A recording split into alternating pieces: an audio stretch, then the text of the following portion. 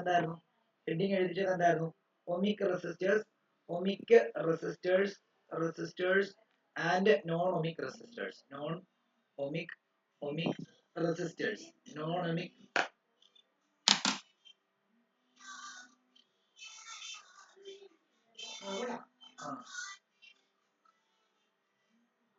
Cut ചെയ്ത് ohmic resistors and non ohmic resistors ആയിരുന്നു heading. അതിൽ നമ്മൾ എന്താ പറഞ്ഞത് conductors which obey Ohm's law obey ചെയ്യുന്ന കണ്ടക്ടറിനെ നമ്മൾ ആർ കോൾഡ് ഒമിക് കണ്ടക്ടേഴ്സ് എന്നാണ് പറയുന്നത്. ഒമിക് റെസിസ്റ്റേഴ്സ് എന്നാണ് പറയുന്നത്. റെസിസ്റ്റേഴ്സ് അതിനെ നമ്മൾ എന്തെന്നും പറയും ലീനിയർ റെസിസ്റ്റൻസ് എന്നും പറയും ഇല്ലേ റെസിസ്റ്റൻസ്. അപ്പൊ അതിന്റെ എക്സാമ്പിൾ ഏതൊക്കെയാ കോപ്പർ, അതേപോലെ എന്താ സിൽവർ, പിന്നെന്താ അയണ്, പിന്നെന്താ അലൂമിനിയം ഇങ്ങനെയൊക്കെയുള്ള ആൾക്കാരാണ്. ഇനി അതേപോലെ അടുത്ത ഡോട്ടിട്ട് ഞാൻ നിങ്ങളോട് പറഞ്ഞു എന്താ conductors which does not obey Ohm's law are called non-ohmic resistors. അതെന്താ ഓംസ് ലോ ഒബേ ചെയ്യത്തില്ല. ഓംസ് ലോ ഒബേ ചെയ്യാത്തതിന്റെ എക്സാമ്പിൾ എന്താ പറയുക നമ്മൾ നോൺ ലീനിയർ റെസിസ്റ്റൻസ് എന്ന് പറയും കേട്ടോ. അതും കൂടെ എഴുതിയിട്ടേക്കണം. നോൺ ലീനിയർ റെസിസ്റ്റൻസ് എന്നും പറയും. ഓക്കെ ആണല്ലോ. അപ്പൊ ഇവിടെ ഇതിന്റെ എക്സാമ്പിൾ നമുക്ക് എന്തെടുക്കാം LED എടുക്കാം, അതേപോലെ സോളാർ സെൽ എടുക്കാം, പിന്നെന്താ ട്രാൻസിസ്റ്റർ എടുക്കാം, പിന്നെന്താ ഫിലമെന്റ് എടുക്കാം, ബൾബിന്റെ ഫിലമെന്റ് ഇല്ലേ ഫിലമെന്റ് ഓഫ് ബൾബ് എടുക്കാം. ഇനി ഇവരുടെ ഒരു ഗ്രാഫ് ഉണ്ട്. ഇവർ ഓംസ് ലോ ഒബേ ചെയ്യത്തില്ലെന്നാ പറഞ്ഞത്. അപ്പൊ ഇവരുടെ VI ഗ്രാഫ് എന്തായിരിക്കും? ഓംസ് ലോ ഒബേ ചെയ്യുന്ന ആൾക്കാരുടെ VI ഗ്രാഫ് എന്തായിരിക്കും? സ്ട്രെയിറ്റ് ആയിരിക്കും. പക്ഷെ ഇവരുടെ VI ഗ്രാഫ് എന്തായിരിക്കും എന്നറിയോ? ഇവരുടെ VI ഗ്രാഫ് കർവ്ഡ് ആയിരിക്കും. തന്നെ ഇങ്ങനെ ആയിരിക്കും. ഓക്കെ ആണോ? അത് വരച്ചു.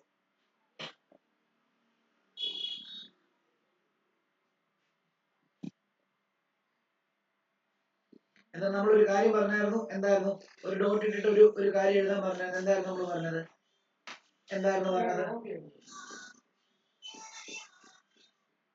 അതായത് എന്താണ് നമ്മൾ എന്താ ഗ്രാഫിന്റെ കാര്യം പറഞ്ഞിരുന്നു. അത് ഈ ഗ്രാഫ് നമ്മൾ വേർഡിംഗ് എഴുതാം. In case of non ohmic conductor എന്താണ് graph of V versus I is not linear ആണ്. ലീനിയർ വളഞ്ഞായിരിക്കുന്നത്. ലീനിയർ ആണോ? അല്ല, വളഞ്ഞായിരിക്കുന്നത്. നോട്ട് ലീനിയർ ആണ്. ഇത്രയും കാര്യങ്ങൾ ഓക്കെ ആണോ? മിഷേൽ ഓക്കെ ആണോ? സന ഓക്കെ ആണോ? ദിവ്യ ഓക്കെ ആണോ? അഭിനവ് ഓക്കെ ആണോ? ഓക്കെ. അടുത്ത ഹെഡിങ് എഴുതിയോ ഫാക്ടേഴ്സ് അഫക്റ്റിംഗ് റെസിസ്റ്റൻസ്. പെട്ടെന്ന് എഴുതണേ. Factors affecting resistance.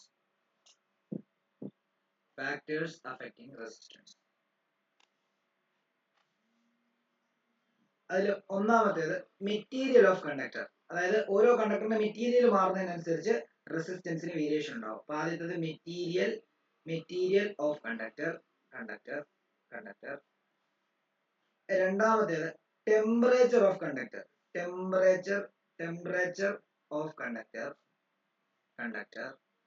മൂന്നാമത്തേത് ലെങ്ത് ഓഫ് കണ്ടക്ടർ. ലെങ്ത് കൂടുന്നതിനും കുറയുന്നതിനനുസരിച്ച് വ്യത്യാസം. Length of conductor. നാലാമത്തേത് thickness of conductor.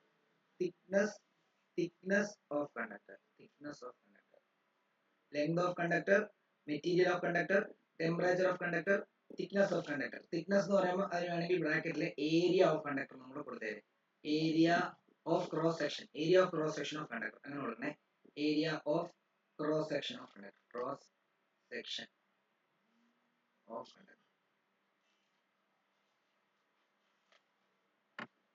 അപ്പൊ ഈ മെറ്റീരിയൽ മാറുന്നതിനനുസരിച്ച് എന്താ പറയുക നമുക്കറിയാം. ഞാൻ ഇന്നലെ പറഞ്ഞായിരുന്നു ഏതൊരു മെറ്റീരിയൽ എടുത്താലും അതിന് റെസിസ്റ്റൻസ് ഉണ്ട് ഇല്ലേ? അത് ഇപ്പം നല്ലോണം ഇലക്ട്രിസിറ്റി കണ്ടക്ട് ചെയ്യുന്ന മെറ്റീരിയൽ ആണെങ്കിൽ അതിനകത്ത് റെസിസ്റ്റൻസ് കാണും. കാരണം എന്താണെന്നറിയോ? നമ്മൾ ഓൾറെഡി പറഞ്ഞാൽ ഇലക്ട്രോൺസ് ഫ്രീ ആയാലും ആ ഇലക്ട്രോൺസ് മൂവ് ചെയ്യുമ്പോൾ അതിന്റെ ന്യൂക്ലിയസിൽ പോയി ഇടിക്കും എന്നുള്ള കാര്യം ഇന്നലെ വ്യക്തമായിട്ട് പറഞ്ഞായിരുന്നു. അപ്പൊ അത് പോകുന്ന വഴിക്ക് അത് ന്യൂക്ലിയസിൽ പോയി ഇടിക്കുന്ന സമയത്ത് എന്ത് സംഭവിക്കും? അതിന്റെ എന്താണ് മൂവ്മെന്റ്, അതിന്റെ ഈസിനെസ് കുറയുകയും റെസിസ്റ്റൻസ് കൂടുകയും ചെയ്യും. അതിപ്പം ഏറ്റവും ബെസ്റ്റ് ആയിട്ട് കണ്ടക്ട് ചെയ്യുന്ന ഒരു കണ്ടക്ടറാണ് സിൽവർ. സിൽവറിനും റെസിസ്റ്റൻസ് ഉണ്ട്. പിന്നെ കോപ്പറിനും റെസിസ്റ്റൻസ് ഉണ്ട്. പിന്നെ അലൂമിനിയത്തിനും റെസിസ്റ്റൻസ് ഉണ്ട്. പിന്നെ അങ്ങനെയുള്ളതിന്റെ റെസിസ്റ്റൻസ് കുറവായിരിക്കും compared to paper, glass, plastic ഒക്കെ വെച്ച് നോക്കുമ്പോൾ മറ്റേ റെസിസ്റ്റൻസ് തീരെ കുറവായിരിക്കും. അതുകൊണ്ട് എന്താണ് നല്ല രീതിയിൽ കണ്ടക്ട് ചെയ്യുന്നു, ഇത് കണ്ടക്ട് ചെയ്യുന്നു. മെറ്റീരിയൽ മാറുന്നതിനനുസരിച്ച് എന്ത് സംഭവിക്കും? മെറ്റീരിയൽ മാറുന്നതിനനുസരിച്ച് റെസിസ്റ്റൻസ് കൂടുകയോ കുറയുകയോ ഒക്കെ ചെയ്യാൻ സാധ്യതയുണ്ട്. ഓക്കെ ആണല്ലോ? അപ്പൊ എപ്പോഴും തീരുമാനിക്കുന്നത് ഈ ഫ്രീ ഇലക്ട്രോൺസിന്റെ കാര്യം. ഫ്രീ ഇലക്ട്രോൺസിന്റെ എണ്ണം കൂടുതലാണ്. ആ ഫ്രീ ഇലക്ട്രോൺസിന് സുഗമമായിട്ട് മൂവ് ചെയ്യാൻ പറ്റുമെങ്കിൽ എന്താ? റെസിസ്റ്റൻസ് കുറവാണെന്നർത്ഥം. സുഗമമായിട്ട് മൂവ് ചെയ്യാൻ പറ്റുന്നില്ല, അല്ലെങ്കിൽ ഫ്രീ ഇലക്ട്രോൺസ് കുറവാണെങ്കിൽ അതിനർത്ഥം എന്തുവാ? അവിടെ റെസിസ്റ്റൻസ് കൂടുതലാണെന്നാണ് അർത്ഥം. ഓക്കെ ആണല്ലോ? ക്ലിയർ ആണല്ലോ? ഓക്കെ. അങ്ങനെ രണ്ട് ടൈപ്പ് മെറ്റീരിയൽസ് ഉണ്ട്. കണ്ടക്ടേഴ്സും ഉണ്ട്, ഇൻസുലേറ്റേഴ്സും ഉണ്ട്. കണ്ടക്ടേഴ്സ് എന്ന് പറയുമ്പോൾ ഇലക്ട്രിസിറ്റി കണ്ടക്ട് ചെയ്യുന്ന ആൾക്കാരെ, ഇൻസുലേറ്റേഴ്സ് എന്ന് പറയുമ്പോൾ ഇലക്ട്രിസിറ്റി കണ്ടക്ട് ചെയ്യാത്ത ആൾക്കാരെ പറയുന്നത്. അപ്പൊ ഇലക്ട്രിസിറ്റി കണ്ടക്ട് ചെയ്യുന്നില്ല എന്ന് പറഞ്ഞാൽ അതിന് അർത്ഥം എന്തുവാ? അതിന്റെ റെസിസ്റ്റൻസ് ഭയങ്കര കൂടുതലായതുകൊണ്ടാണ് അത് ഇലക്ട്രിസിറ്റി കണ്ടക്ട് ചെയ്യാത്തതെന്നൊരു അർത്ഥം കൂടെ ഉണ്ട്.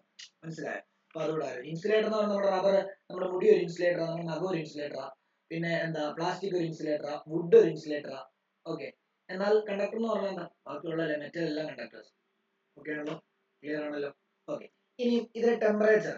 ഈ ടെമ്പറേച്ചർ കൂടുമ്പോൾ എന്താ സംഭവിക്കുന്നറിയോ?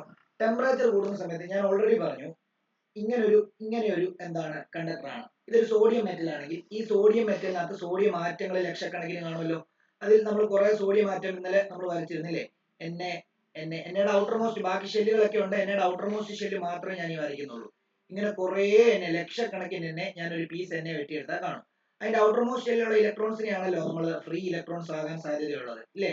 ഔട്ടർ മോസ്റ്റ് ഷെല്ലിൽ ഒരു ഇലക്ട്രോൺ ഉണ്ട്. ഈ ഇലക്ട്രോൺ എന്തെങ്കിലും കാരണവശാൽ പുറത്ത് ചാടിയാൽ ഇവിടെ ആയിരിക്കും വരുന്നത്. ഈ പുറത്ത് ഇരിക്കുന്ന ഇലക്ട്രോൺസ് എങ്ങനെയായിരിക്കും? റാൻഡം മോഷനിലായിരിക്കും. റാൻഡം മോഷൻ എന്ന് പറഞ്ഞാൽ എന്താ?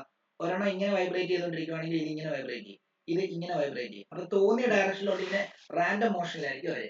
അതിന്റെ ഭാഗമായിട്ട് എന്ത് ചെയ്യും? അവർ തമ്മിൽ ഇടിക്കും. ഓക്കെ. അപ്പൊ നമ്മൾ പൊട്ടൻഷ്യൽ കൊടുത്തിട്ടാണ് ഈ ഇലക്ട്രോൺസിനെ ഫ്ലോ ചെയ്ത് കറണ്ട് ഉണ്ടാക്കുന്നത് ഇതുവഴി. ഓക്കെ. പക്ഷെ ഇവിടെ ടെമ്പറേച്ചർ കൂടിയാൽ എന്ത് സംഭവിക്കുന്നറിയോ? ഇതിന് ഇപ്പം നിങ്ങൾ ഒരു കാര്യം ചോദിച്ചേ, ഇപ്പം നിങ്ങൾ ഇരിക്കുന്ന കസേരയുടെ താഴെ തീ ഇട്ട് കത്തിച്ചാൽ എന്ത് സംഭവിക്കും? നിങ്ങൾ ഇരിക്കുന്നതിന്റെ താഴെ തീ ഇട്ട് കത്തിച്ചാൽ നല്ല രസമല്ലേ? എണീറ്റ് ഓടത്തില്ലേ? നിങ്ങൾക്ക് ഇങ്ങനെ അവിടെ നിൽക്കാൻ പറ്റുമോ? ഇല്ല. അല്ലെ നിങ്ങൾ നിൽക്കുന്ന ഒരു മെറ്റൽ പ്ലേറ്റ് നിങ്ങൾ നിൽക്കാൻ പറയാം, എന്നിട്ട് ആ മെറ്റൽ പ്ലേറ്റിന്റെ അടിയിൽ കൂടെ തീ ഇട്ട് ഇതാക്കും. അപ്പൊ നിങ്ങൾ എന്ത് ചെയ്യും? നിങ്ങൾ അതിങ്ങനെ ചാടത്തില്ലേ? ഇല്ലേ? അപ്പൊ അത് തന്നെയാണ് അവിടുത്തെ അവസ്ഥ. അപ്പം ഇവിടെ നിങ്ങൾ മനസ്സിലാക്കേണ്ട ഒരു കാര്യം എന്താണെന്ന് ചോദിച്ചു കഴിഞ്ഞാൽ, ടെമ്പറേച്ചർ കൂടിയാൽ ഈ ഇലക്ട്രോൺസിന് എനർജി ഭയങ്കരമായിട്ട് കൂടും. ഇലക്ട്രോൺസ് നല്ല രീതിയിൽ വൈബ്രേറ്റ് ചെയ്യുമ്പോൾ ഇടിക്കും. ഇടിച്ചു കഴിഞ്ഞാൽ എന്ത് സംഭവിക്കും? തമ്മിൽ ഇടിച്ചാൽ റെസിസ്റ്റൻസ് കൂടുവോ കുറയോ? റെസിസ്റ്റൻസ് കൂടും. ഇങ്ങനെ ഫ്ലോ ചെയ്യുന്ന സമയത്ത് ഇടിച്ചു കഴിഞ്ഞാൽ ഇടിച്ചു കഴിഞ്ഞാൽ എന്ത് സംഭവിക്കും? അതായത് ഒരു ഉദാഹരണം പറയുകയാണെങ്കിൽ, നിങ്ങൾ ഒരു ടെമ്പിളിലോ അല്ലെങ്കിൽ ഒരു ചർച്ചിലോ നിങ്ങൾ ഒരു പ്രോഗ്രാം അറ്റൻഡ് ചെയ്യാൻ പോവാം. ഭയങ്കര തിരക്കാ, പെരുന്നാളാണെന്ന് വിചാരിക്കുക. നിങ്ങൾക്ക് സുഗമമായിട്ട് ഇങ്ങനെ സ്റ്റെപ്പൊക്കെ കയറി പോകാൻ പറ്റുമോ? ഇല്ല. എന്ത് സംഭവിക്കും? നമ്മൾ ഇങ്ങനെ പോകുമ്പോൾ അവിടെ ചെന്നിരിക്കും, ഇങ്ങനെ പോകുമ്പോൾ ഇവിടെ ചെന്നിരിക്കും, ഇടിച്ച് നിങ്ങൾക്ക് റെസിസ്റ്റൻസ് അവിടെ കൂടുതലാണ്. ഇത് തന്നെ ടെമ്പറേച്ചർ കൂടിയാൽ സംഭവിക്കുന്നത്. ടെമ്പറേച്ചർ കൂടിയാൽ ആ ഇലക്ട്രോൺസിന് നല്ല എനർജി കിട്ടും. എനർജിയുടെ കാരണം അവർ നല്ല രീതിയിൽ വൈബ്രേറ്റ് ചെയ്യും. തമ്മിൽ ഇടി കൂടുമ്പോൾ അതിന് സുഗമമായിട്ട് എന്ത് ചെയ്യാൻ പറ്റത്തില്ല? മൂവ് ചെയ്യാൻ പറ്റത്തില്ല. അപ്പൊ ടെമ്പറേച്ചർ കൂടുവാണെങ്കിൽ റെസിസ്റ്റൻസ് എന്ത് ചെയ്യും? കൂടും. അത് മെറ്റലിന്റെ കേസിലാണ് അങ്ങനെ സംഭവിക്കുന്നത്. എന്നാൽ വേറൊരു വിഭാഗം ആൾക്കാരോടുണ്ട്, സെമി കണ്ടക്ടർ എന്ന് പറഞ്ഞ വിഭാഗം ആൾക്കാരോടുണ്ട്. അവരുടെ അതിനകത്ത് എന്താണ്? ടെമ്പറേച്ചർ കൂടിയാൽ റെസിസ്റ്റൻസ് കുറയുകയാണ് ചെയ്യുന്നത്. അതും കൂടെ ഓർത്ത് വെച്ചോണം. ഇത് കണ്ടക്ടറിന്റെ കേസിലെ മാത്രമാണ് പറയുന്നത്, മെറ്റലിന്റെ കേസിലെ മാത്രമാണ് പറയുന്നത്. സെമി കണ്ടക്ടർ വരുമ്പോൾ ഇതിന്റെ നേരെ ഓപ്പോസിറ്റ് ആയിരിക്കും എന്നുള്ള കാര്യം ആലോചിക്കാം. ഇതിൽ ഏറ്റവും ഇമ്പോർട്ടന്റ് ആയിട്ടുള്ള രണ്ട് ഫാക്ടർ ലെങ്തും തിക്നെസ്സും. ഓക്കെ ആണല്ലോ? അത് നമ്മൾ എഴുതാൻ പോകും. ഇവിടെ നോക്കിയോ, R directly proportional to length ആയിരിക്കും. അതിനർത്ഥം എന്തുവാ? if length increases, ഒരു കണ്ടക്ടറിന്റെ ലെങ്ത് കൂടിയാൽ റെസിസ്റ്റൻസ് കൂടുന്ന അർത്ഥം ആണോ? അതേപോലെ തന്നെ ഇവിടെ വേണമെങ്കിൽ R inversely proportional to area എന്നാണ് പറയുന്നത്. അതിനർത്ഥം എന്തുവാ? if R കൂടിയാൽ ഏരിയ എന്ത് ചെയ്യും? കുറയും എന്നാണ് പറഞ്ഞിരിക്കുന്നത്. ശരിയല്ലേ? അങ്ങനെയാണെങ്കിൽ ഇവരെ രണ്ട്, അതായത് if L increases, ഇൻക്രീസ് എന്ന് പറയുമ്പോൾ മുകളിലോട്ട് ആരോ, അതാണ് ഞാൻ ഇൻക്രീസ് ഉദ്ദേശിക്കുന്നത്. നിങ്ങൾ എഴുതുമ്പോൾ ഇൻക്രീസസ് തന്നെ എഴുതണം. ഇപ്പൊ പരീക്ഷയ്ക്ക് എഴുതുമ്പോൾ മനസ്സിലായോ? ഇവിടെ ഇങ്ങനെ എഴുതിയാലും കുഴപ്പമില്ല. അപ്പൊ ഇവിടെ എന്താണ്?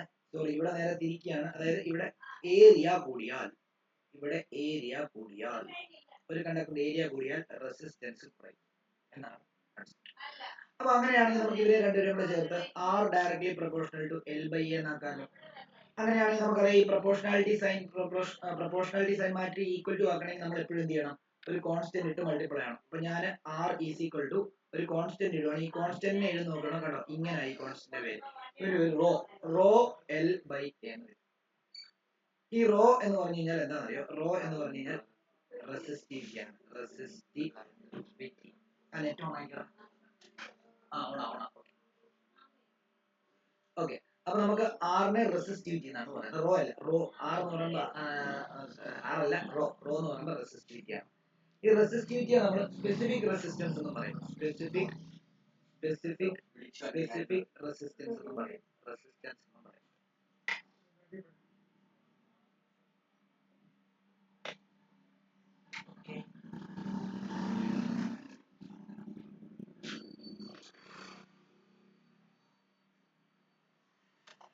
ഓക്കെ ആണല്ലോ. അപ്പൊ ഇത് ഒരു ചീലിട്ട് വെച്ചേക്കാം. ഇത് ഇമ്പോർട്ടന്റ് ഇക്വേഷൻ. ഇനി നിങ്ങൾക്ക് വയറിന്റെ ആണല്ലോ, നമ്മൾ കണ്ടക്ടർ എല്ലാം പിന്നെ വയർഡ് ഫോമിലല്ലേ, റോഡ് പോലെയല്ലേ ഇരിക്കുന്നത്. അങ്ങനെയാണ് നിങ്ങൾക്ക് R is equal to rho L by ഈ ഏരിയനെ വേണമെങ്കിൽ പൈ ആർ സ്ക്വയർ നൽകുക. ഈ പൈ ആർ സ്ക്വയർ എന്ന് പറഞ്ഞാൽ എന്താ, നിങ്ങളുടെ ആ വയറിന്റെ റേഡിയസ് ആണ് ആർ, അതിന്റെ ഏരിയ ഓഫ് ക്രോസ് സെക്ഷൻ ആണ് എന്ത് പൈ ആർ സ്ക്വയർ. അപ്പൊ നിങ്ങൾക്ക് വേണമെങ്കിൽ ഇങ്ങനെയും എടുക്കാം.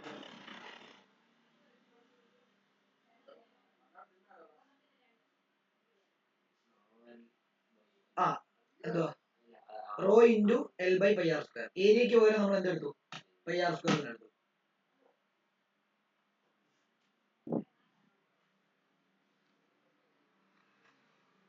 അപ്പം ഇവിടെ മനസ്സിലാക്കണം, ആർ ഡയറക്ട്ലി പ്രൊപ്പോർഷണൽ എന്തായിരിക്കും, R inversely proportional to area ആയിരിക്കും. രണ്ടിനെയും കൂടെ ഒരുമിച്ച് എഴുതുമ്പോൾ R directly proportional L by എന്നും പ്രൊപ്പോർഷണാലിറ്റി സൈൻ മാറ്റി ഈക്വൽ ടു ആക്കുമ്പോൾ റോ എൽ ബൈ എന്നും വരും.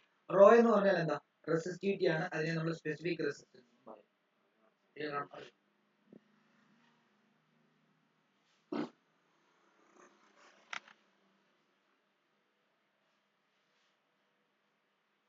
നിങ്ങൾ ആ ടെമ്പറേച്ചറിന്റെ അവിടോട്ട് വേണമെങ്കിൽ ഇതും കൂടെ എഴുതിയേക്കണേ. If temperature increases resistance also എന്ത് ചെയ്യണം, ഓൾസോ ഇൻക്രീസ് ചെയ്യണം. അതായത് മെറ്റലിന്റെ കേസിലാണ് ഇൻ കേസ് ഓഫ് മെറ്റൽ എന്നുകൂടെ എഴുതാം. അതുകൂടെ ഒന്ന് എഴുതിയിട്ടേക്കണേ, ഇമ്പോർട്ടന്റ് ആണ്.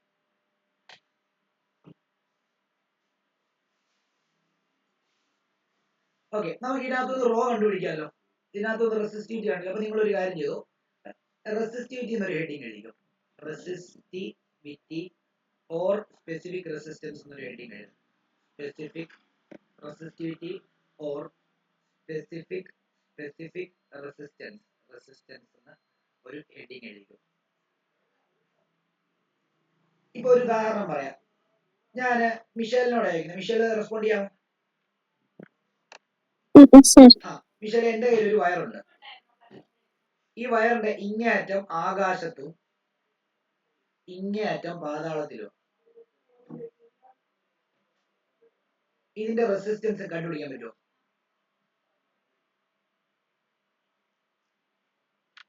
എന്റെ കയ്യിൽ ഒരു വയറുണ്ട്. ആ വയറിന്റെ ഒരറ്റം ആകാശത്തും ഒരറ്റം പാതാളത്തിലുമാണ്. അപ്പൊ ആ വയറിന്റെ റെസിസ്റ്റൻസ് കണ്ടുപിടിക്കാൻ പറ്റുമോ?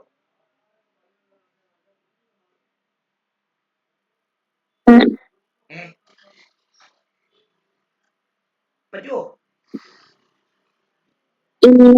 ആ ലോജിക്കലി എന്ത് ചെയ്യും, പാതാളത്തിൽ പോയി കുഴിച്ചു നോക്കാൻ പറ്റുമോ? ആകാശം വരെ പോകാൻ പറ്റുമോ? ഇല്ല. നമ്മളൊരു ലോജിക്കൽ കൺസെപ്റ്റ് അല്ല അല്ലേ. അപ്പൊ അതുകൊണ്ട് തന്നെയാണ് നമ്മൾ ഈ റെസിസ്റ്റിവിറ്റി എന്ന് പറയുന്നത്. നമ്മളിപ്പം നമ്മുടെ വീട്ടിലെ നമുക്കിപ്പോ ഇന്നിപ്പം നമ്മുടെ ഇവിടെ പവർ കട്ട് ആയിരുന്നു, നമ്മുടെ കറണ്ട് ഇല്ല. ഈ കറണ്ട് എവിടെ നിന്നാണ് വരുന്നതെന്നറിയോ? മൂലമറ്റം പവർ സ്റ്റേഷനിൽ നിന്നാണ് വരുന്നത്. അതായത് ഇടുക്കി റിസർവയറിൽ നിന്ന് ആണ്, അവിടുത്തെ പല സബ്സ്റ്റേഷൻ വഴിയാണ് നമ്മുടെ വീടിനടുത്ത് ട്രാൻസ്ഫോമർ വന്നിട്ട് അത് നമുക്ക് കറണ്ട് നൽകുന്നത്. അപ്പം ഇത്രയും ദൂരത്ത് നിന്ന് വരുന്ന സമയത്ത് എന്താ സംഭവിക്കുന്നത്, ഇത്രയും ദൂരത്തിലെ വയറിന്റെ റെസിസ്റ്റൻസ് നമുക്ക് ഒരിക്കലും കണ്ടുപിടിക്കാൻ പറ്റത്തില്ല. അപ്പൊ നമ്മുടെ വീട്ടിലോട്ട് കറണ്ട് വരുന്ന അലൂമിനിയം വയർ വഴിയാണ്. നിങ്ങൾ ശ്രദ്ധിച്ചാൽ മതി, 11 kV ലൈൻ അലൂമിനിയമാണ്. അപ്പൊ നമ്മൾ എന്ത് ചെയ്യുന്ന അറിയുമോ, ഇത്രയും ഇൻഫൈനൈറ്റ് ആയിട്ടുള്ള ഒരു കണ്ടക്ടർ, ഇങ്ങനെ നീളമുള്ള കണ്ടക്ടറാണ്. പക്ഷെ നമ്മൾ അതിന്റെ റെസിസ്റ്റൻസ് മൊത്തം കണ്ടുപിടിക്കാൻ ബുദ്ധിമുട്ടാണ്. നമ്മൾ എന്ത് ചെയ്യുന്ന അറിയോ, അതിന്റെ ഒരു 1 മീറ്റർ ലെങ്ത് എടുക്കും. 1 മീറ്റർ ലെങ്തും 1 മീറ്റർ സ്ക്വയർ ഏരിയയും എടുക്കും. അതിന്റെ റെസിസ്റ്റൻസ് അളക്കും. അത് തന്നെ ആയിരിക്കുമല്ലോ അടുത്ത 1 മീറ്ററിലും അടുത്ത 1 മീറ്ററിലും അടുത്ത 1 മീറ്ററിലും ഒക്കെ. അപ്പൊ നിങ്ങൾ 1 മീറ്റർ സ്ക്വയർ ഏരിയയിലും 1 മീറ്റർ ലെങ്തിലും ഉള്ള റെസിസ്റ്റൻസിനെയാണ് നിങ്ങൾ എന്തെന്ന് പറയുന്നത്, സ്പെസിഫിക് റെസിസ്റ്റൻസ് അഥവാ റെസിസ്റ്റിവിറ്റി എന്ന് പറയുന്നത്. അപ്പം റെസിസ്റ്റൻസ് ലെങ്ത് കൂടുന്നതിനനുസരിച്ച് കൂടും, ഏരിയ കൂടുന്നതിനനുസരിച്ച് എന്ത് ചെയ്യും, ലെങ്ത് കൂടുന്നതിനനുസരിച്ച് കൂടും, ഏരിയ കൂടുന്നതിനനുസരിച്ച് കുറയും. പക്ഷെ റെസിസ്റ്റിവിറ്റി എന്താ, റെസിസ്റ്റിവിറ്റി എന്ന് പറയുമ്പോൾ 1 മീറ്റർ ലെങ്തിലും 1 മീറ്റർ ഏരിയ ഓഫ് ക്രോസ് സെക്ഷനിലും ഉള്ള റെസിസ്റ്റൻസിനെയാണ് നമ്മൾ റെസിസ്റ്റിവിറ്റി എന്ന് പറയുന്നത്. അപ്പൊ ലെങ്ത് കൂടിയാലും കുറഞ്ഞാലും റെസിസ്റ്റിവിറ്റി എന്ത് തന്നെയായിരിക്കും, മനസ്സിലായില്ല? അതായത് ഒരു ഒരു ഒരു വലിയൊരു കണ്ടക്ടർ, ഇപ്പം ഒരു ഉദാഹരണം പറയുകയാണെങ്കിൽ നമ്മുടെ ഇടുക്കി 420 കിലോമീറ്റർ ഉണ്ട് ഇവിടെ, അല്ല 320 കിലോമീറ്റർ ഉണ്ട് ഇവിടെ നിന്ന് ഇടുക്കി റിസർവയർ വരെ. അപ്പൊ ആ റിസർവയറിൽ നിന്ന് ഇവിടം വരെ, റിസർവയറിൽ നിന്ന് ഇവിടം വരെ നമുക്ക് ഏകദേശം ഒരു 320 കിലോമീറ്റർ എന്തുണ്ട്, 320 കിലോമീറ്റർ എന്താണ് നീളമുള്ള വയറുണ്ട്. ഇതിന്റെ മൊത്തം റെസിസ്റ്റൻസ് കണ്ടുപിടിക്കാൻ ഇപ്പൊ ഈ പറഞ്ഞ പോലെ ആകാശവും പാതാളവും പറഞ്ഞ പോലെ നമുക്ക് കണ്ടുപിടിക്കാൻ പാടാം. അപ്പൊ നമ്മൾ എന്താ ചെയ്യുന്നത്, നമ്മൾ ആ വയറിന്റെ 1 മീറ്റർ ലെങ്ത് എടുക്കും, എന്നിട്ട് 1 മീറ്റർ സ്ക്വയർ ഏരിയ എടുക്കും, എന്നിട്ട് അതിന്റെ റെസിസ്റ്റൻസ് അളന്ന് നോക്കും. അപ്പൊ നമുക്ക് കിട്ടുന്ന വാല്യൂ ആണ് റെസിസ്റ്റിവിറ്റി ആയിട്ട്. ഐഡിയ കിട്ടിയോ? അതായത് 1 മീറ്റർ ലെങ്തിലും 1 മീറ്റർ ഏരിയയിലും ഉള്ള റെസിസ്റ്റൻസിനെയാണ് റെസിസ്റ്റിവിറ്റി എന്ന് പറയുന്നത്. റെസിസ്റ്റിവിറ്റി ഒരിക്കലും എന്തിനെ ഡിപ്പെൻഡ് ചെയ്യുന്നില്ല, ലെങ്തിനെ ഏരിയ ഡിപ്പെൻഡ് ചെയ്തില്ല. കാരണം എന്താ, എത്ര ലെങ്ത് കൂടിയാലും എത്ര ഏരിയ കൂടിയാലും റെസിസ്റ്റിവിറ്റി എന്ന് പറഞ്ഞാൽ എന്താ, ആ വലിയ കണ്ടക്ടറിന്റെ 1 മീറ്റർ ഏരിയയിലും 1 മീറ്റർ ഏരിയ ക്രോസ് 1 മീറ്റർ ലെങ്തിലും 1 മീറ്റർ സ്ക്വയർ ഏരിയ ക്രോസ് സെക്ഷനിലുള്ള റെസിസ്റ്റൻസ് ആണ് എന്ത്, റെസിസ്റ്റിവിറ്റി. നമ്മൾ എപ്പോഴും വലിയ വയറിന് ഇപ്പം അവിടുത്തെ ഒക്കെ നമ്മൾ, അല്ലെങ്കിൽ നമ്മൾ ഈ കണ്ടക്ഷന്റെ കേസിലൊക്കെ നമ്മൾ ഒത്തിരി ലെങ്ത് കൺസിഡർ ചെയ്യുന്ന സമയത്ത് നമുക്ക് റെസിസ്റ്റൻസ് കണ്ടുപിടിക്കാൻ പറ്റത്തില്ല. അതുകൊണ്ട് തന്നെ നമ്മൾ അതിന്റെയൊക്കെ റെസിസ്റ്റിവിറ്റിയാണ് കണ്ടുപിടിക്കുന്നത്. മിഷേലിന് മനസ്സിലായോ? ആയെങ്കിലായെന്ന് പറയാം എല്ലാവർക്കും, അതേപോലെ സന, എന്താണ് നമ്മുടെ അഭിനവ്, ദിവ്യ, എല്ലാരും ഓക്കെ ആണോ? അപ്പൊ വേണമെങ്കിൽ ഇങ്ങനെ എഴുതാം, resistivity is the resistance of the conductor of unit length എന്ന് പറയുമ്പോൾ എന്താ, യൂണിറ്റ് ലെങ്ത് എന്ന് പറയുമ്പോൾ 1 metre unit length, or and unit area of cross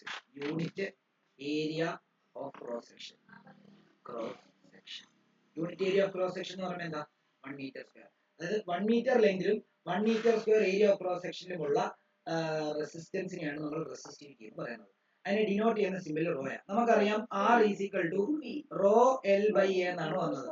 അങ്ങനെയാണെങ്കിൽ ഇവിടെ നിന്ന് റോ കണ്ടുപിടിക്കാൻ എളുപ്പമല്ലേ, എന്ത് ചെയ്താൽ മതി, ഇതിനെ ഇങ്ങോട്ടും കൊണ്ടുവന്നാൽ പോരെ. അപ്പം RA divided by L equal എന്ന് വരുന്നു, റോ എന്ന് വരത്തില്ലേ. റോ ഒരിക്കലും എസ് പോലെ ഇടല് കേട്ടോ. എങ്ങനെയാ, ഇങ്ങനെ വന്ന് കണ്ടോ, ഇങ്ങനെയാ വരുന്നത്, ഇങ്ങനെയാ റോ വരുന്നത്. ഓക്കെ ആണല്ലോ? ഓക്കെ. അപ്പം റോ എന്ന് പറഞ്ഞാൽ നമുക്ക് എന്ത് കിട്ടി, റോ ഈക്വൽ ടു റോയുടെ ഇക്വേഷൻ എന്ത് കിട്ടി, RA ഡിവൈഡഡ് ബൈ L എന്ന് കിട്ടി. ഓക്കെ ആണല്ലോ? ഓക്കെ ആണോ? ഇതിന്റെ യൂണിറ്റ് എന്തായിരിക്കും അപ്പം, ഈ ഇക്വേഷനിൽ തന്നെ യൂണിറ്റ്, റെസിസ്റ്റൻസിന്റെ യൂണിറ്റ് ഇന്നലെ പഠിപ്പിച്ചായിരുന്നു, എന്തായിരുന്നു, ഓം.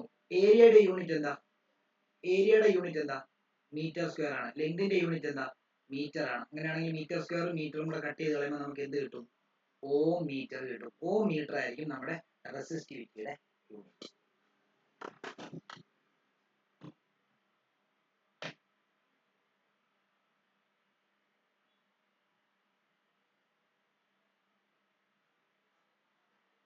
ഈ ഞാൻ അപ്പൊ മിഷേലിനോട് ചോദിക്കുക, റെസിസ്റ്റിവിറ്റി എന്ന് പറയുന്നത് ലെങ്തിനെ ഏരിയനെ അഫക്ട് ചെയ്യുമോ മിഷേലെ? റെസിസ്റ്റൻസ് ലെങ്തിനെയും ഏരിയനെ അഫക്ട് ചെയ്യുമോ?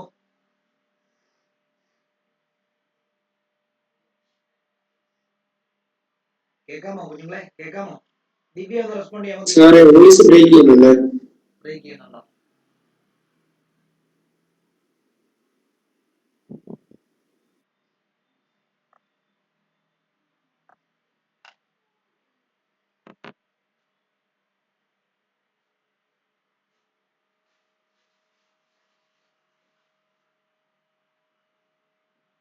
ഇപ്പൊ കേൾക്കാമോ? മിഷേൽ കേൾക്കാമോ?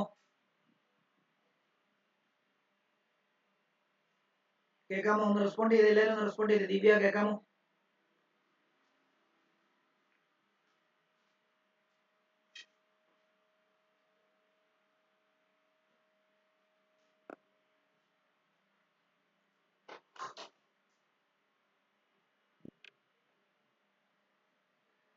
കുഞ്ഞുങ്ങളെ കേൾക്കാമോ? ഒന്ന് റെസ്പോണ്ട് ചെയ്യണേ. ദിവ്യ കേൾക്കാമോ? കേൾക്കാം. ഓക്കെ. സന കേൾക്കാമോ? കേൾക്കാം സർ. ഓക്കെ. മിഷേൽ കേൾക്കാമോ? മിഷേലും അഭിനവ് കേൾക്കാം സർ. ഓക്കെ. കേൾക്കാം ഞാൻ സർ. ചോദിക്കുന്ന ഒരു ചോദ്യം മിഷേലിനോടാണ് ഞാൻ ചോദിക്കുന്നത് റെസിസ്റ്റൻസ് ലെങ്തിനെയും ഏരിയനെയും ഡയറക്റ്റ്ലിയും ഇൻവേഴ്സ്ലിയും പ്രൊപ്പോർഷണൽ ആയിട്ട് ഡിപ്പെൻഡ് ചെയ്യും ആണോ? അതെ. എന്നാൽ റെസിസ്റ്റിവിറ്റി ലെങ്തിനെ ഏരിയനെ ഡിപ്പെൻഡ് ചെയ്യുന്നുണ്ടോ? ഇല്ല. കാരണം എന്താ?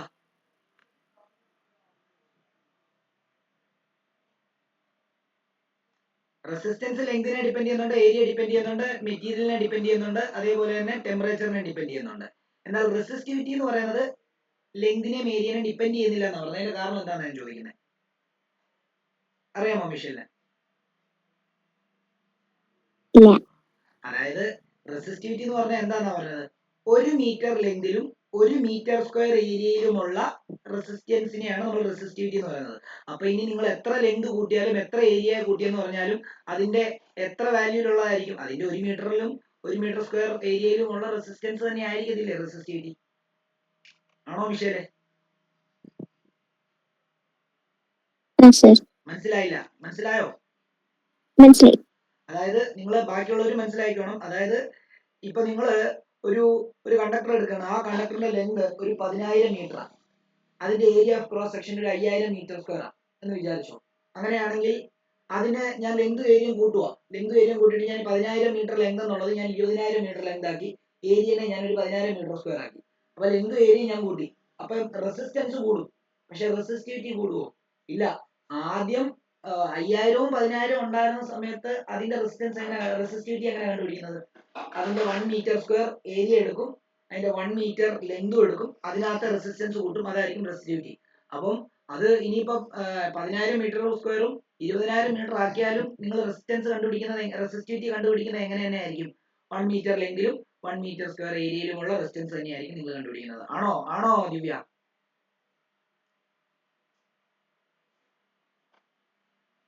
അഭിനവ്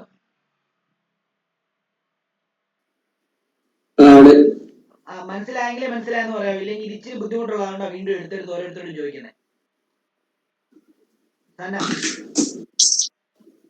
സർ ഒന്നുകൂടെ പറയാമോ?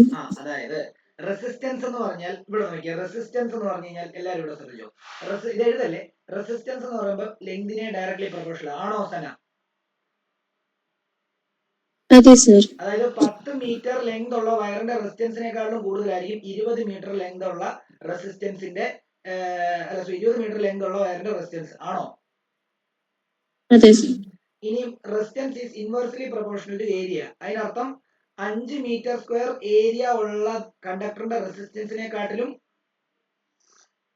എന്താണ് 10 മീറ്റർ സ്ക്വയറിന്റെ റെസിസ്റ്റൻസ് എന്തായിരിക്കും? അതായത് ഇൻവേഴ്സ്ലി പ്രൊപ്പോർഷണൽ. അപ്പൊ ഏരിയ കൂടിയാൽ റെസിസ്റ്റൻസ് കുറയും. അപ്പൊ ഇവിടെ എന്താ റെസിസ്റ്റൻസ് കൂടുതലായിരിക്കും, ഇവിടെ വരുമ്പോൾ റെസിസ്റ്റൻസ് കുറയും.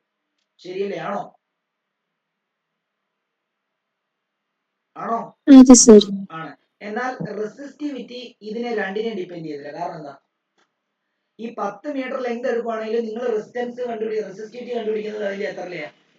1 മീറ്റർ. 5 മീറ്റർ സ്ക്വയർ എന്താണ് ഏരിയ എടുക്കുമ്പോഴും നിങ്ങൾ റെസിസ്റ്റിവിറ്റി കണ്ടുപിടിക്കാൻ വേണ്ടി ഉപയോഗിക്കുന്ന ഏരിയ എത്രയാ? 1 മീറ്റർ സ്ക്വയർ ആണ്. ഇവിടെയും അത് 20 മീറ്റർ ആക്കി. 20 മീറ്റർ ആക്കിയപ്പോഴും നിങ്ങൾ റെസിസ്റ്റിവിറ്റി കണ്ടുപിടിക്കണമെങ്കിൽ നിങ്ങൾ എന്താ ചെയ്യേണ്ടത്? 1 മീറ്റർ ലെങ്ത് എടുക്കണം. അതേപോലെ ഇവിടെ എത്രയാ? ഇവിടെ 1 മീറ്റർ സ്ക്വയർ ഏരിയ എടുക്കണം. അപ്പൊ കണ്ടോ? അപ്പൊ ഇവിടത്തെ നിങ്ങൾ 10 മീറ്റർ എടുക്കുമ്പോഴും 20 മീറ്റർ ആക്കിയാലും 5 മീറ്റർ സ്ക്വയറിൽ 10 മീറ്റർ സ്ക്വയർ ആക്കിയാലും നിങ്ങൾ റെസിസ്റ്റിവിറ്റി കണ്ടുപിടിക്കുമ്പോൾ ലെങ്ത് 1 മീറ്ററും ഏരിയ 1 മീറ്റർ സ്ക്വയർ തന്നെയായിരിക്കും എടുക്കുന്നത്. ഇനി നിങ്ങൾ എത്ര ലെങ്തും എത്ര ഏരിയ കൂട്ടിയാലും റെസിസ്റ്റിവിറ്റി എന്ന് പറഞ്ഞാൽ എന്താ? 1 മീറ്റർ ലെങ്തിൽ അതിന്റെ 1 മീറ്റർ ലെങ്തിലെയും 1 മീറ്റർ സ്ക്വയർ ഏരിയയിലുമുള്ള റെസിസ്റ്റൻസിനെയാണ് നമ്മൾ റെസിസ്റ്റിവിറ്റി എന്ന് പറയുന്നത്. അപ്പൊ ലെങ്ത് കൂട്ടിയും ഏരിയ കൂട്ടി എന്ന് പറഞ്ഞു കഴിഞ്ഞാൽ അവിടെ റെസിസ്റ്റിവിറ്റിയെ ബാധിക്കുമോ? ഇല്ല. മനസ്സിലായോ സന? മനസ്സിലായോ? ആയെങ്കിലേ ആയെന്ന് പറയാവോ? ഇല്ല, മനസ്സിലായി. ദിവ്യക്ക് മനസ്സിലായോ? അഭിനവിന് ഓക്കെ ആണോ? സാർ, ഈ റെസിസ്റ്റിവിറ്റി ഇൻക്രീസ് ചെയ്യുക എന്ന് വെച്ചാൽ ഏരിയയും പിന്നെ ലെങ്ത് ഒരുമിച്ച് കൂട്ടുന്നതാണോ? റെസിസ്റ്റിവിറ്റി കൂട്ടുന്നതെന്ന് വെച്ചാൽ ലെങ്തും ഏരിയയും കൂട്ടുന്നതുകൊണ്ടാണോ? അല്ല, ലെങ്തും ഏരിയയും കൂട്ടി എന്ന് പറഞ്ഞാലും റെസിസ്റ്റിവിറ്റിക്ക് മാറ്റമില്ല. റെസിസ്റ്റിവിറ്റി കൂടുവാണെങ്കിൽ റെസിസ്റ്റിവിറ്റി കൂടുവാണെങ്കിൽ രണ്ടും കൂടത്തില്ലേ? നീ പറയുന്നത് കൃത്യമായിട്ട് മനസ്സിലാക്കുക. റെസിസ്റ്റൻസിനെ അഫക്ട് ചെയ്യുന്ന രണ്ട് ഫാക്ടർ ലെങ്ത് വേരി ചെയ്യും. ലെങ്ത് കൂടിയാൽ റെസിസ്റ്റൻസ് കൂടും, ഏരിയ കൂട്ടിയാൽ റെസിസ്റ്റൻസ് കുറയും. എന്നാൽ റെസിസ്റ്റിവിറ്റി എന്ന് പറഞ്ഞു കഴിഞ്ഞാൽ ഈ ലെങ്ത് കൂട്ടിയാലും ഏരിയ കൂട്ടിയാലും കുറച്ചാലും ഒന്നും ഈ റെസിസ്റ്റിവിറ്റിയെ ബാധിക്കത്തില്ല. കാരണം റെസിസ്റ്റിവിറ്റി എന്ന് പറഞ്ഞാൽ ഓൾവേസ് ഫിക്സ്ഡ് ആയിരിക്കും. എന്താ, 1 മീറ്റർ ലെങ്തിലുള്ളതും 1 മീറ്റർ സ്ക്വയർ ഏരിയയിലും ഉള്ളതും ആയിട്ടുള്ള റെസിസ്റ്റൻസിനെയാണ് നമ്മൾ റെസിസ്റ്റിവിറ്റി എന്ന് പറയുന്നത്. അത് എപ്പോഴും ഫിക്സ്ഡ് ആയിരിക്കും. അത് നിങ്ങൾ ഒരു കണ്ടക്ടർ എടുത്തിട്ട് അതിന്റെ റെസിസ്റ്റിവിറ്റി നോക്കി, എങ്ങനെ നോക്കും? അതിന്റെ 1 മീറ്റർ ഏരിയ എടുക്കും, അല്ല 1 മീറ്റർ ലെങ്ത് എടുക്കും, 1 മീറ്റർ സ്ക്വയർ ഏരിയ എടുക്കും, അതിന്റെ റെസിസ്റ്റൻസ് നോക്കും. ഇനി ആ കണ്ടക്ടറിനെ നിങ്ങൾ വലിച്ചു നീട്ടി അതിന്റെ ഏരിയയും കൂട്ടി ലെങ്തും കൂട്ടുവാണെങ്കിലും അതിനനുസരിച്ച് റെസിസ്റ്റിവിറ്റി കൂടത്തില്ല. അപ്പോഴും റെസിസ്റ്റിവിറ്റി കണ്ടുപിടിക്കുന്നത് എങ്ങനെയായിരിക്കും? അതിന്റെ 1 മീറ്റർ ഏരിയയിലും, അല്ല 1 മീറ്റർ ലെങ്തിലും 1 മീറ്റർ സ്ക്വയർ ഏരിയയിലും തന്നെ ഉള്ളതായിരിക്കും കണ്ടുപിടിക്കുന്നത്. മനസ്സിലായോ? ഇനി എന്താ അതിന്റെ സംശയം? ഒന്നുമില്ല, ചോദിച്ചോ. ഒന്നുമില്ല, അതേ ഉള്ളൂ. ക്ലിയർ ആയി? ഓക്കെ. പക്ഷേ റെസിസ്റ്റിവിറ്റി രണ്ടാൾക്കാരെ ഡിപ്പെൻഡ് ചെയ്യും. ടെമ്പറേച്ചറിനെ ഡിപ്പെൻഡ് ചെയ്യും, മെറ്റീരിയലിനെ ഡിപ്പെൻഡ് ചെയ്യും, റെസിസ്റ്റൻസ് പോലെ. അപ്പം അതൊന്ന് എഴുതിയൊരു ഫാക്ടേഴ്സ് അഫക്റ്റിംഗ്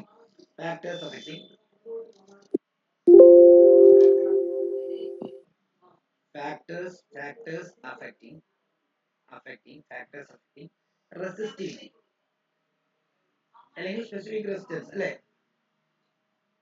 ഫാക്ടേഴ്സ് അഫക്റ്റിംഗ് റെസിസ്റ്റിവിറ്റിയിലെ ഒന്നാമത്തേത് എന്താ? Nature of substance. നേച്ചർ മാറുന്നതനുസരിച്ച് റെസിസ്റ്റിവിറ്റി മാറും. 2 എന്താണെന്ന് അറിയാമോ? ടെമ്പറേച്ചർ. അതായത് അതിന്റെ വേണമെങ്കിൽ എഴുതിക്കോ. അതായത് if temperature increases, resistivity also increases in case of എന്താ? In case of metal. എന്നാൽ വേറൊരു ടൈപ്പ് മെറ്റീരിയൽ ഉണ്ട്. In case of semiconductor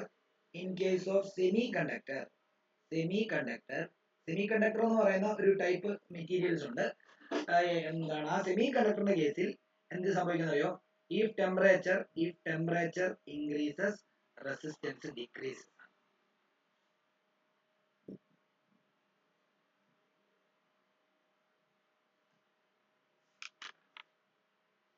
നമ്മൾ ഇന്നലെ റെസിസ്റ്റൻസിന്റെ റെസിപ്രോക്കൽ എന്തായിട്ട് എഴുതുന്നത്?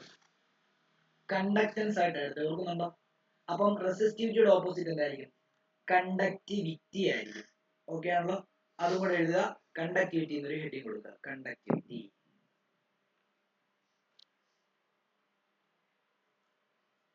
റെസിസ്റ്റിവിറ്റി എന്ന് പറഞ്ഞാൽ എന്താ? 1 മീറ്റർ ലെങ്തിലും 1 മീറ്റർ സ്ക്വയർ ഏരിയയിലുമുള്ള റെസിസ്റ്റൻസ്. അപ്പൊ കണ്ടക്ടിവിറ്റി എന്തായിരിക്കും? 1 മീറ്റർ ലെങ്തിലും 1 മീറ്റർ സ്ക്വയർ ഏരിയയിലുമുള്ള കണ്ടക്ടൻസ് ആയിരിക്കും എന്തെന്ന് പറയുന്നത്? കണ്ടക്ടിവിറ്റി എന്ന് പറയുന്നത്. അതിനെ നമുക്ക് റെസിപ്രോക്കൽ ഓഫ് റെസിസ്റ്റിവിറ്റി എന്ന് എഴുതാം. It is the reciprocal of resistivity.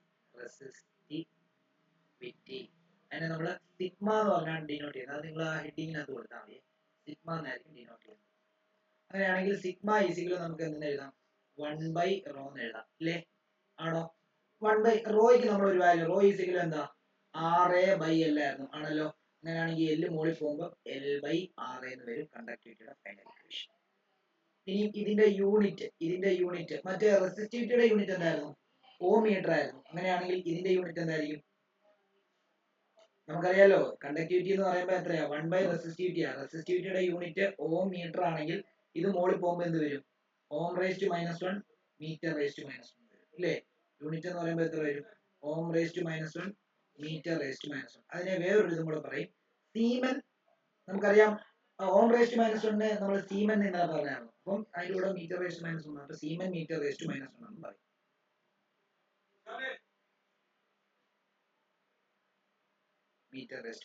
Seamen m⁻⁻1.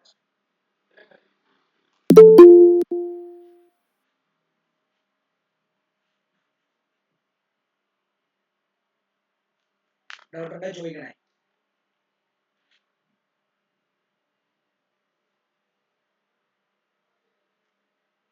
ഇനി 2-3 ഡോട്ട് ഇട്ടിട്ട് ഓരോ കാര്യങ്ങൾ എഴുതിയാല് the wire used for electrical transmission electrical connection and power transmission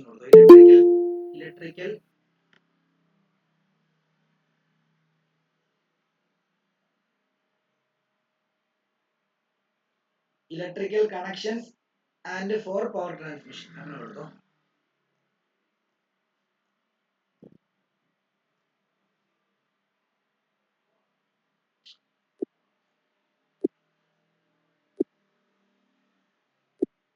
electrical connection. നിങ്ങളുടെ വീട്ടിൽ ഇലക്ട്രിക്കൽ കണക്ഷൻ ഉപയോഗിക്കുന്ന വയർ ഏതാ? നിങ്ങളുടെ വീട്ടിലെ ഭിത്തിക്കകത്ത് പോകുന്ന വയറിനകത്തുള്ള കണ്ടക്ടർ ഏതാ? എന്താ? കോപ്പറാണ് അല്ലേ? എന്നാൽ നിങ്ങളുടെ ഇടുക്കി ഡാമിൽ നിന്ന് നിങ്ങളുടെ വീട്ടിലോട്ട് കറണ്ട് വരുന്നത് ഏത് വഴിയാ? ഏത് കണ്ടക്ടർ? വെള്ളത്തിൽ കൂടാണോ വരുന്നത്? എന്താ ആറ്റിക്കൂടെ ഒഴുകി വരുമോ കറണ്ട്? പിന്നെ എങ്ങനെയാ വരുന്നത്? വീട്ടിലോട്ട് കറണ്ട് വരുന്നത് എങ്ങനെ? ആ ഇടുക്കി ഡാമിൽ നിന്ന് വെള്ളത്തിൽ കൂടി ഇങ്ങനെ ആറ് വഴി, പമ്പയാറ് വഴി ഒഴുകി പിന്നെ എന്ത് വഴിയാ വരുന്നത്?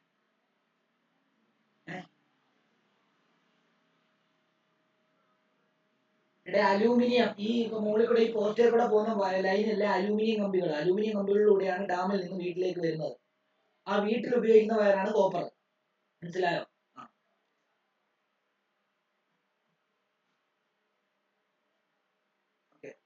The wire used for electrical connection and for power transmission should possess least resistance. Resistance കുറവായിരിക്കണം അല്ലേ? എന്നാലല്ലേ നല്ല രീതിയിൽ കണ്ടക്ട് ചെയ്യത്തുള്ളൂ. ഓക്കെ ആണല്ലോ. അങ്ങനെയാണെങ്കിൽ നമുക്ക് എന്താണ്, നമ്മള് ഇവിടെ വേണമെങ്കിൽ ഈ ഇലക്ട്രിക്കൽ കണക്ഷൻ എഴുതിയിട്ട് അവിടെ വേണം ബ്രാക്കറ്റിൽ കോപ്പർ കേട്ടോ. അപ്പം നമുക്ക് ഒരു സെന്റൻസ് കൂടെ എഴുതണ്ട. പവർ ട്രാൻസ്മിഷൻ ബ്രാക്കറ്റിൽ അലൂമിനിയം കേട്ടോ. ഈ രണ്ടാൾക്കാർക്കും റെസിസ്റ്റൻസ് കുറഞ്ഞു നിന്നാൽ മാത്രമേ എന്ത് ചെയ്യത്തുള്ളൂ, നമുക്ക് അത് അങ്ങനെയായിട്ട് ഉപയോഗിക്കാൻ പറ്റത്തുള്ളൂ. കാരണം എന്താ, റെസിസ്റ്റൻസ് കുറഞ്ഞാലേ കറണ്ട് നല്ല രീതിയിൽ കണ്ടക്ട് ചെയ്യത്തുള്ളൂ. എന്നാൽ മാത്രമേ നമ്മൾ ഈ പറഞ്ഞ ഈ ഉപകരണങ്ങളൊക്കെ T V, AC, fridge, fan, mixie, grinder, laptop, phone ഒക്കെ എന്ത് ചെയ്യാൻ പറ്റത്തുള്ളൂ, ഉപയോഗിക്കാനായിട്ട് പറ്റത്തുള്ളൂ. ഓക്കെ ആണല്ലോ.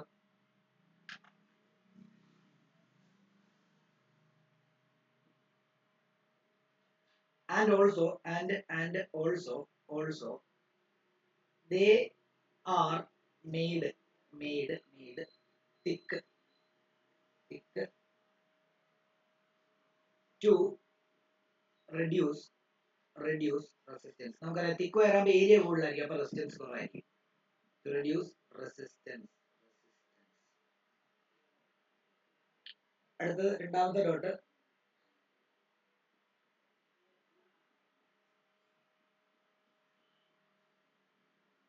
The resistance wires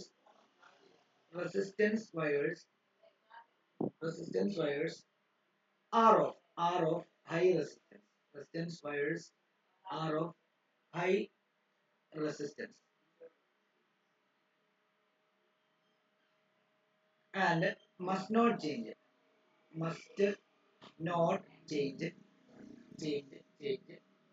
due to change in temperature.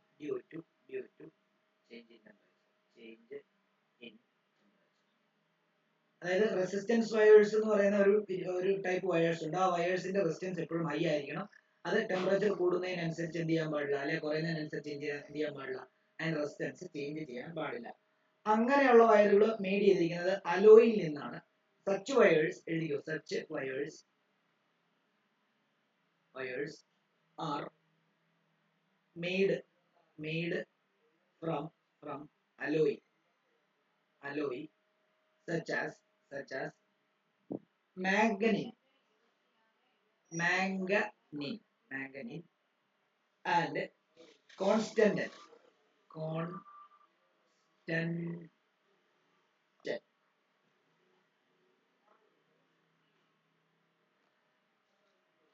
അതേപോലെ നമ്മുടെ വീട്ടിൽ ഉപയോഗിക്കുന്ന fuse wire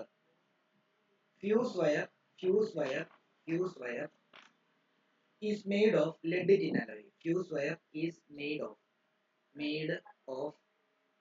lead and tin alloy. which have low melting point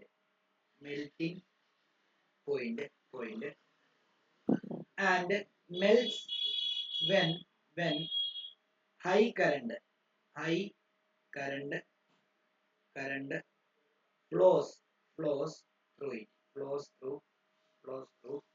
it, therefore breaks the circuit.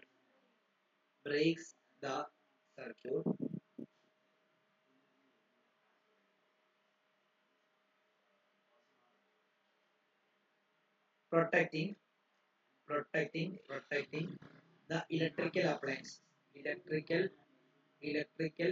home appliances.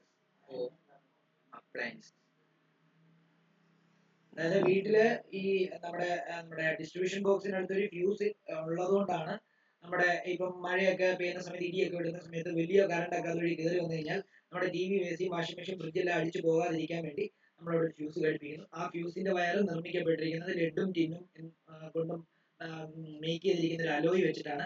അതിന്റെ മെൽറ്റിംഗ് പോയിന്റ് വളരെ കുറവാണ്. അപ്പോൾ മെൽറ്റിംഗ് പോയിന്റ് കുറവായതുകൊണ്ട് തന്നെ നല്ല കറണ്ട് കയറി വന്നാൽ ചൂടാവും, ഉരുകും, അത് പൊട്ടിപ്പോയി കഴിഞ്ഞാൽ കണക്ഷൻ അവിടെ ബ്രേക്ക് ആവും. പിന്നെ അതേപോലെ തന്നെ ഒരു കാര്യം കൂടി എഴുതിക്കും, ഒറ്റ കാര്യം കൂടി എഴുതിക്കും. The filament of bulb is made of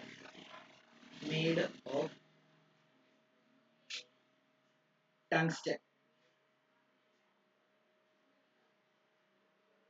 which has high melting point and high resistivity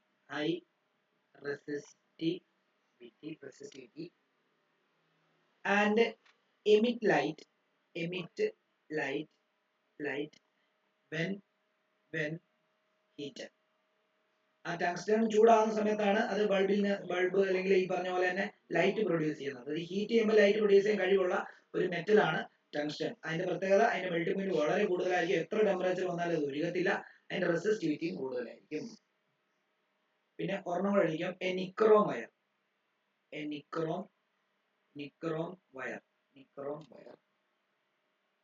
is used in electric heating appliances, electric heating devices such as